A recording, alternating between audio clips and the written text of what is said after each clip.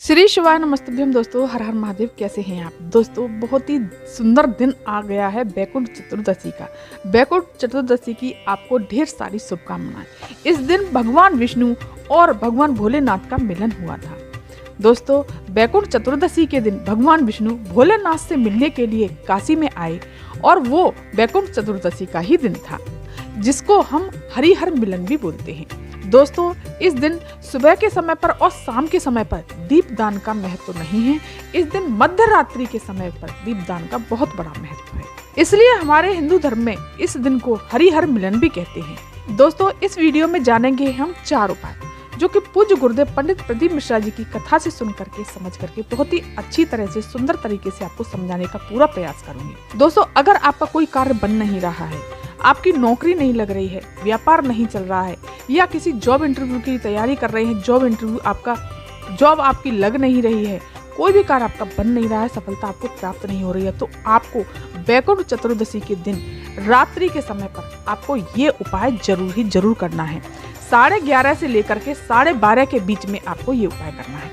आपको क्या करना है? एक तांबे का कलश ले लेना है। ले लिया आपने। अगर आपके पास नदी है, तालाब है, सरोवर है, कुआं है, बावड़ी है, तब तो कोई बात ही नहीं है, तब तो आपको उसी के पास में जाना है। अगर नहीं है तो आपको चिंता करने की जरूरत नहीं है। आपको एक तांबे का लोटा ले लेना है। उस लोटे में आपको जल भर लेना है। जल ले लिया आपने। अब आपको क्या करना है? एक कमलगट्टा लेना है, जो कि माता लक्ष्मी को बहुत ही प्रिय है। आपको एक कमलगट्टा ले लिया आपने। उसी तांबे के कलश के पास जहां आपने जल भर के रखा हुआ है, आपको एक पटरा ले लीजिए या चौकी ले लीजिए, किसी पर भी वो तांबे का कलश आपको रख लेना है। उसी के पास में वो कमलगट्टा जय श्री हरि विष्णु का नाम लेकर के और भगवान शंकर का नाम लेकर के रख देना है। हरिहर महादेव का नाम लेना है और रख देना है।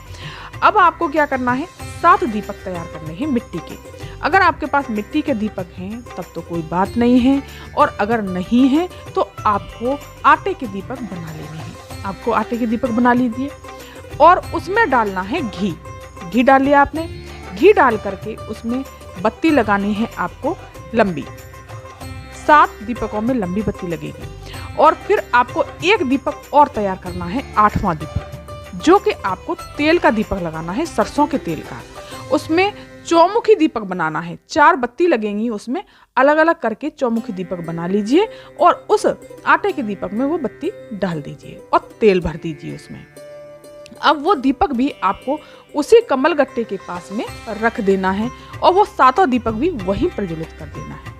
और श्री शिवाय नमस्तभ्यम मंत्र का जाप करना है। हरिहर महादेव का नाम लेना है और आपको 108 मनके की माला, कोई भी मनके की माला हो आपके पास, रुद्राक्ष की माला हो या कमलगट्टे की माला हो या कोई अन्य माला हो, अगर नहीं है तो आप अपनी उंगलियों पर भी 108 बार इस मंत्र का जाप करना है। निश्चित ही 8 दिन में आपको इससे सफलता जरूर मिलेगी और जो आपको कमलगट्टा है ना, वो आपका कमलगट्टा सिद्ध हो जाएगा। अब आपको जानना है कि ये मंत्र कौन सा है। ये सिर्फ और सिर्फ वैकुंठ चतुर्दशी के दिन ही ये उपाय किया जाता है और इस मंत्र का उपयोग भी वैकुंठ चतुर्दशी के दिन ही किया जाता है। अब जानते हैं, चलिए, कि ये कौन सा मंत्र है। ओम ह्रीम ओम हरिरक्षणाय नमः शिवाय। इस मंत्र का जाप करना है आपको 108 बार और फिर आपको वो दीप तो वहीं पर ठंडे हो जाएंगे। सुबह उठ करके आपको या तो विसर्जित कर देने हैं। आटे के दीप है तो वो भी कर दीजिए, अगर वो है तो आपको यूज में भी आप ले सकते हैं, इसमें कोई बुराई नहीं है। तो आपको फिर क्या करना है? वो कमलगट्टा उठा करके रख लेना है। जब भी आप किसी भी कार्य के लिए जाएंगे, वो कमलगट्टा दोस्तों सिद्ध हो जाएगा। कैसी भी कोई भी कामना होगी ना, वो जरूर पूरी होगी। अपने जेब में रख करके कहीं भी जाएं, वो लेकर के जाएं, सारे काम आपके बनते जाएंगे। आप अगर जॉब इंटरव्यू देना चाह रहे हैं या किसी एग्जाम की तैयारी कर रहे हैं, वो भी, उसमें भी सफलता मिलेगी, या कोई भी कार्य आपका अटक रहा है उसमें भी सफलता मिलेगी। मतलब हर जगह आपको उस कमलगट्टे को रख करके ले जाना है। बहुत ही सुंदर सा उपाय है। अब चलिए दोस्तों जान लेते हैं दूसरा उपाय। दोस्तों आपको तो पता ही है कि रोग बीमारी हर घर में घुसी हुई है। हर घर में आदमी, हर व्यक्ति परेशान है इस रोग बीमारी को लेकर के। जिसकी किडनी खराब है, जिसका लिवर खराब है, जिसको रोग बीमारियां घेरे हुए हैं, डायलिसिस चल रहा है, उसके लिए क्या करना है? आपको नदी के घाट पर जाना है। अगर आपके पास नदी का घाट नहीं है तो तालाब का होगा, तालाब के घाट पर चले जाइए। तालाब का भी नहीं है तो कोई सरोवर होगा या कुआं बावड़ी जो भी हो आपके पास, वहां पर आप चले जाइए। और एक लेना है आपको पीपल का पत्ता। पीपल का पत्ता दोस्तों साफ सुथरा सा सुंदर सा होना चाहिए। वो पीपल का पत्ता ले लिया आपने। अब आपको ले लेना है थोड़ा सा शहद और एक लेनी है काली मिर्ची, और आपको वही नदी के पास में बैठ करके, और आपको लेने हैं 14 दीप। दोस्तों बताया है ना पूज्य गुरुदेव ने कि 14 दीप का बहुत ही विशेष महत्व होता है। ये भी रात्रि को 11:30 से लेकर के 12:30 के बीच में करना है।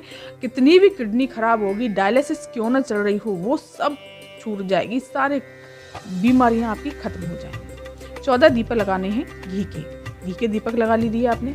उसमें घी भर लेना है। मिट्टी के दीपक ले लीजिए या आटे के दीपक ले लीजिए, जो भी आपके पास उपलब्ध हो वो ले लीजिए। नदी के घाट पर बैठ करके वहां पर पीपल का जो पत्ता लिया है उस पर शहद डालना है। शहद डाल दिया। जरूरी नहीं है कि जो व्यक्ति बीमार है वही करे, कोई भी घर का व्यक्ति कर सकता है। उसी के ऊपर एक काली मिर्ची डालनी है, शंकर जी का नाम लेकर, शंकर जी का नाम बोलना है और काली मिर्ची उसी शहद के पीपल के पत्ते के ऊपर रख देनी है।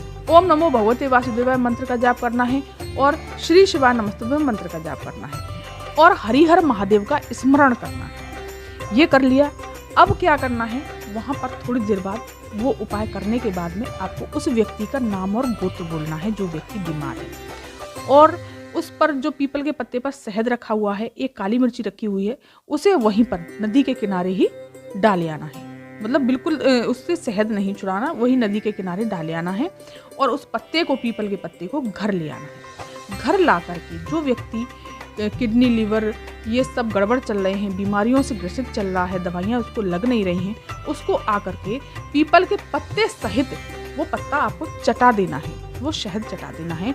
आपको हाथ से नहीं चटाना, जो पीपल के पत्ते पर शहद लगा हुआ है उसी से चटा देना है। दोस्तों कितनी भी परेशानी होगी, 8-10 दिन में आपको इसका फर्क लगने लगेगा। और 8-10 दिन में पूज्य गुरुदेव ने कहा है कि जांच करवा कर देखना कि उसका फल आपको मिला कि नहीं मिला।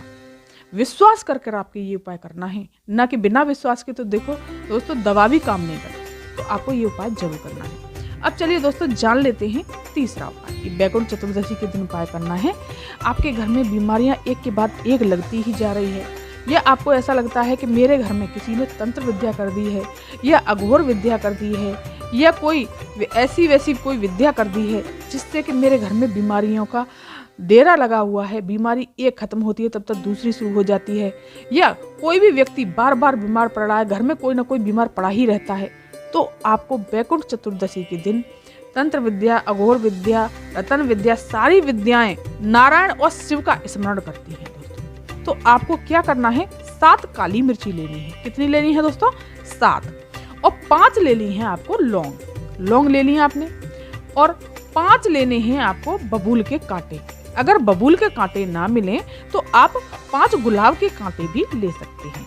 और फिर लेना है आपको लाल कपड़ा, लाल रंग का कोई भी कपड़ा ले लीजिए। अगर नया हो तो नया ले लीजिए, कंद का हो, कैसा भी हो, साफ सुथरा कपड़ा होना चाहिए। वो ले लिया।